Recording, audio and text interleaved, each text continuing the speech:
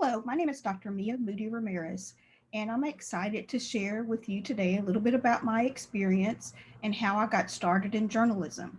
Your professor, Mrs. LoAna Gonzales, has invited me to speak with you all today. I am going to share my screen, which has a presentation that I think will provide answers to a lot of the information that your teacher asked me to share with you today. I have worked at Baylor University for 20 years. I started teaching there as a graduate student, and I have remained there. And this slide tells you a little bit about me. I've been teaching at Baylor for 21 years. I am the mother of three children. Two of my sons are actually students at Midway High School, Timothy Hall and William Hall. Um, and I have lived in Waco since 1990. I actually met Mrs. Gonzales when I was a journalist at the Waco Tribune Herald. We worked at the Tribune Herald together. So growing up, the media that I consumed usually had unrealistic representations of women and people of color. These are some examples of some magazines that I read growing up. I read a lot of teen magazines, glamour magazines, and later on, these had a huge impact on my life. Books, I read a lot of different types of books. Of course, I read the books that were assigned to me to read at school. And many of these, once again, included negative messages about women and about people of color. So these are just some examples. Huck Finn, Little Black Sambo, The Wonderful Tar Baby. And then when I was older, I read books that were written by Judy Blume, V.C. Andrews, Stephen King. These were all wonderful books that were very interesting. They were page turners, and they piqued my interest in reading and in writing. These are some of the TV shows that were popular in the 70s. We have What's Happening, Archie Bunker, Good Times. These were some of the TV shows that I grew up watching. And once again, the representations were pretty stereotypical for people of color. Other representations, these were some movies that were called black exploitation films because they exploited Black people. And so in these movies, Black people were usually depicted as pimps, prostitutes, hustlers, and welfare recipients. And news coverage, along with television portrayals, were also very negative of people of color. They are usually depicted as perpetrators of crime, drug users, either incarcerated or in trouble for using drugs or selling drugs, and then finally untrustworthy. So, in receiving all of these negative messages my entire life, when I went to college, um, I wanted to do something about it. As a child, as I told you guys, I read a lot of books. And so when my parents told me that I could be anything that I wanted to be, I told them that I wanted to become a writer. And my mother told me, well, that's great. However, you need to make sure that you do something that will allow you to earn a living. And so that was when I looked into journalism. And so I went to college, and my undergraduate degree is in journalism from Texas A&M. And I have two master's degrees from Baylor University. One is in educational psychology, the other one is in journalism, and my PhD is in journalism from the University of Texas. And so when I went off to college, I wanted to try to make a difference. I knew that these messages were negative.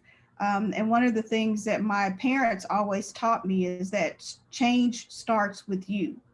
So if there is something that you see in society that you're not particularly happy with, then you should look into what you can do to make it better.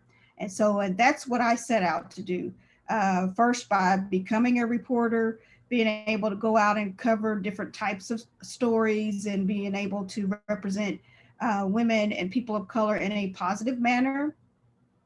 And then later on, I took it a step further by going to graduate school. And in graduate school, a large part of what you do is research and write about different topics. So I decided to write about issues related to representation of women and marginalized groups in the mass media. And that's what my research has consisted of. At various points in history, I have written about what's going on. I was in college during 9/11, and I actually ended up writing my dissertation about 9/11.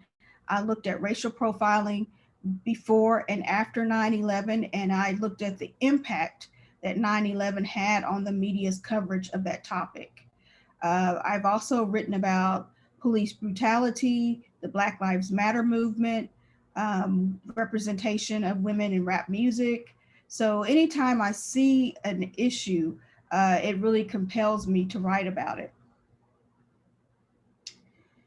This is so Mrs. Gonzales has asked me to give you all some tips. So these are some general tips, and then I will focus on some more specific tips that are related to journalism. I think it's important to be courageous in your own style. Many times we feel we lack the self confidence to value and respect what we do as individuals. Sometimes we feel like we don't want to toot our own horn because we may appear that we're bragging.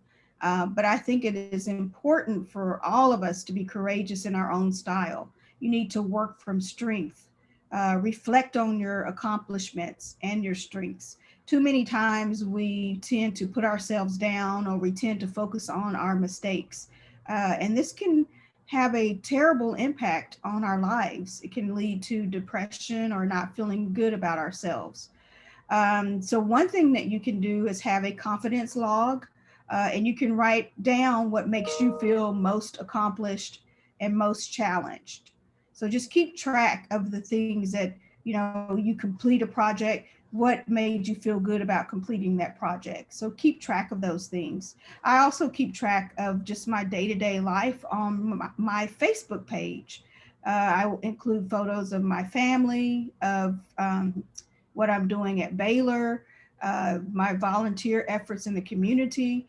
And anytime I want to reflect on my life, I can go back and look at those pictures. And that has made a huge impact on my life.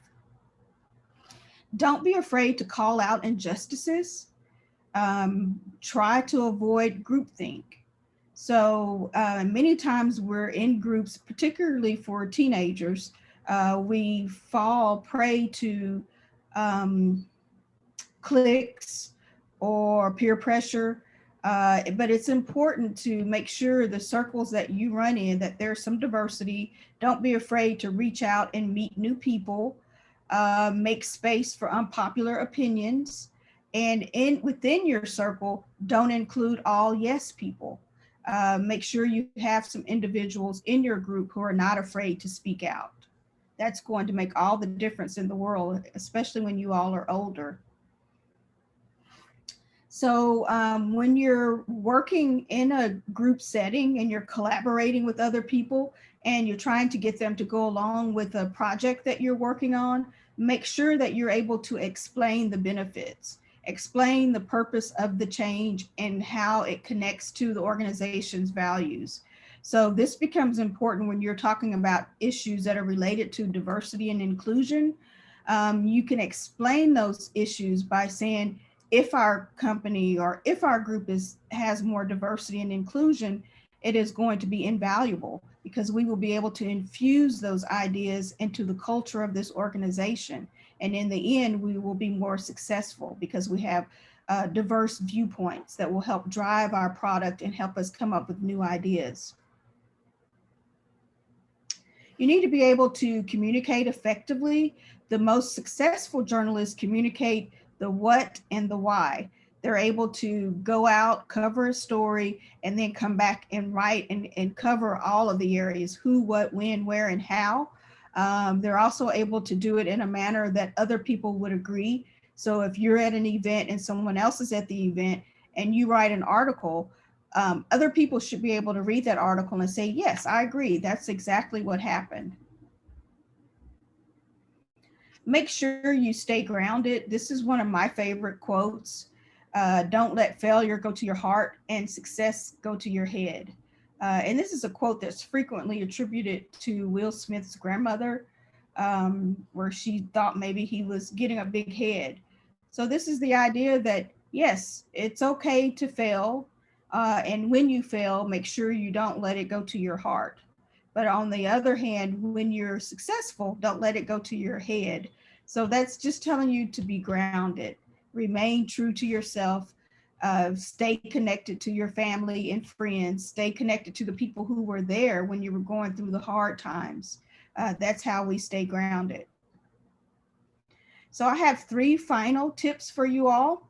Number 1, lead by example. So if there's something that you admire in other people, if you see something that is positive, try to emulate those positive attributes while remaining true to yourself. You want to be genuine, but you should always lead by example. Number 2, model what you want other people to become. So this is particularly relevant for leaders. So if you want people to view you as a leader, then make sure that you model leadership characteristics so that people will be willing to follow you. And that means don't ask people to do something that you're not willing to do. So always be, if you're a leader, be willing to work, be willing to do what needs to get done in order to to finish the job. That's one of the things people, when they look to leaders, they really admire people who are hard workers. And number 3, make sure others understand what you are trying to communicate. That goes back to what I said previously. Make sure it doesn't matter if you have really good ideas if you can't communicate them. So you need to not only have good ideas, but you need to be able to communicate them to other people. So communication is key. So I'm really glad that you guys are taking this class. You are going to find out that it will be invaluable for you as you graduate and go on to whatever your next step in life is. That's my presentation. Again, thank you for having me here today. And I hope you all learned something and have a blessed day.